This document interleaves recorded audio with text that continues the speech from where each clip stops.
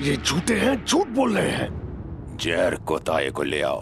वो गिरफ्तार हो चुका है, रास्ते में है और तोते की तरह सब कुछ उगल चुका है। जल्द ही पहुंच जाएगा यहां। वो यहां आकर खुद हर चीज बताएगा। बताया था तुम्हारे बेटे ने वक्त आने पर अरगून खान को भी मार देंगे। उसी वक्त मुझे समझ आ गया इन दोनों का बाहिमी इश्तराक है।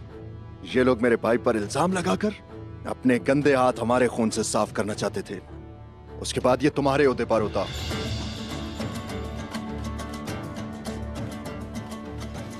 सब कुछ बर्बाद कर दिया तुमने। मैं तुम दोनों को मार दूंगा।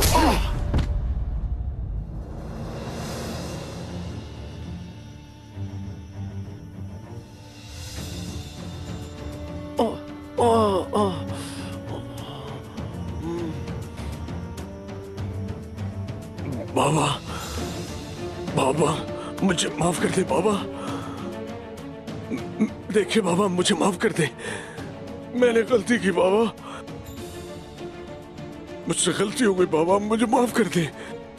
मैं आपकी मिन्नत करता हूँ बाबा, माफ कर दे। मैं माफी मांगता हूँ, माफ कर दे। मुझे माफ कर दे बाबा। बाबा मैं इल्तिजा करता हूँ, मुझे माफ कर दे बाबा, मुझे माफ कर दे।